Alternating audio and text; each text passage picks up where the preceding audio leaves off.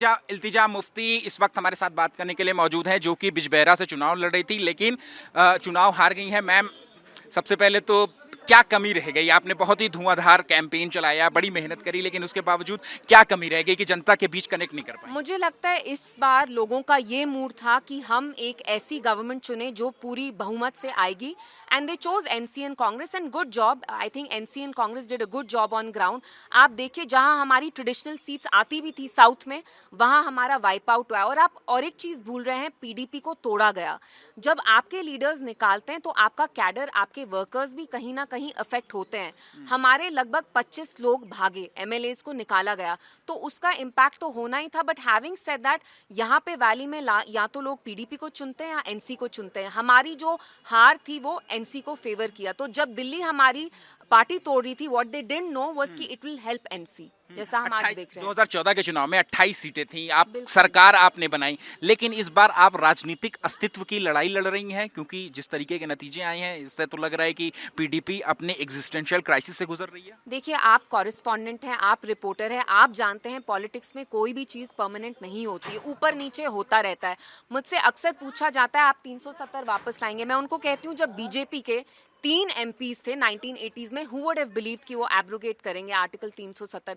तो ये तो हमारी जद्दोजहद चलती रहेगी। इलेक्शन आप अगर हमेशा जीतते तो ऑपोजिशन में कौन बैठेगा?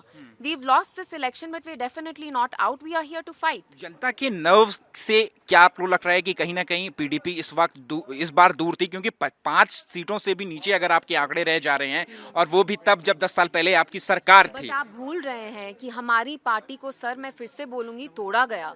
हमारे जो सारे एमपीज थे, एमएलएस थे, मिनिस्टर्स थे, उनको निकाला गया क्योंकि हमने 370 के अगेंस्ट एक बहुत सख्त स्टैंड लिया। हमें पता था इस स्टैंड के लिए हमें कीमत चुकानी पड़ेगी। आज कहीं ना कहीं हमने वो कीमत चुकाई है। महबूबा मुफ्ती की राजनीतिक वारिस के तौर पर आपको इल्तिजा जी देखा जाता है, इसके बाद कैसे बाउंस बैक करेंगे? बाउंस बैक होगा, वक्त के साथ ही कुछ चीजें होती हैं, इतनी जल्दी से नहीं होती। जो नई सरकार आई है, we'll hold them accountable and we'll see you know what happens now, but I am sure we'll bounce back. We are, देखिए मैं मुफ्ती साहब की पोती हूँ। मुफ्ती साहब इतने इलेक्शंस हारते थे, still he came up with PDP, जिसने एनसी का जो मिसरूल था, करप्शन था, हमने वो तोड़ा। So we are not gonna give up. National Conference और कांग्रेस तो 50 के करीब जो है वो सीट लाती हुई दिखाई दे रही है, क्या आप उनका साथ देंगी अगर किसी तरीके की जरूरत पड़ी तो? ये सवाल I think Mehbooba ji answer कर सकती है। जैसे मैंने कल भी कहा, हमारे spokes person, even I am not, you know, I don't have the power to announce this. This is a decision that only महबूबा जी फारूक साहब ने तो कल हमारे चैनल पे हमारे इंटरव्यू में बोल दिया आप पॉलिटिकल एडवाइजर हैं महबूबा मुफ्ती की, तो आप क्या एडवाइस करेंगे? मैं क्या एडवाइस करूंगी? मैं यही एडवाइस करूंगी एनसी कांग्रेस को कि यहाँ के लोगों के बहुत मसाइल हैं। Hopefully they will resolve those issues, but ये एक बहुत डिसएम्पावर्ड असेंबली होगी, so they will have to get the act क्या टुगेदर। 370 का मुद्दा आप अभी भी लेकर के चलेंगे, या फिर स्टेट हुड का मुद्दा वो ज्यादा भारी रहेगा? मुझे जब भी मीडिया में बात करने का मौका मिलेगा, मैं 370 की एब्रोगेशन के अगेंस्ट बात करी थी और मैं करती रहूंगी।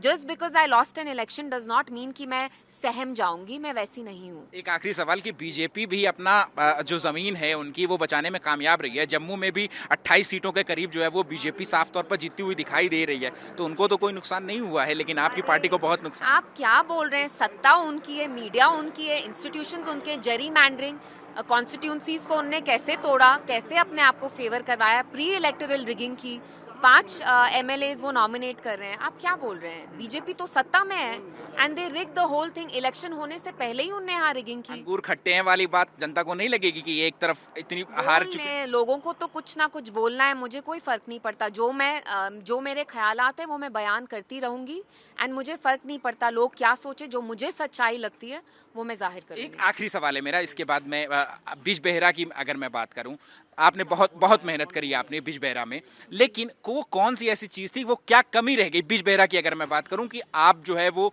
वहां के लोगों के साथ जो है वो अपना कम्युनिकेशन स्थापित नहीं कर मुझे लगता है कहीं ना कहीं, ऑल्दो हमारे वीरी साहब एमएलए रहे, उनने बहुत अच्छा काम किया, उनकी भी एंटी इनकम्बेंसी थी जो मैंने इनहेरिट की। ये मेरा पहला इलेक्शन था, मेरी एंटी इनकम्बेंसी होनी नहीं थी, बट आई इनहेरिटेड। बट कोई बात नहीं, ये डेमोक्रेसी है। हम नॉर्थ कोरिया में थोड़ी ना है कि you know we will decide what people will choose.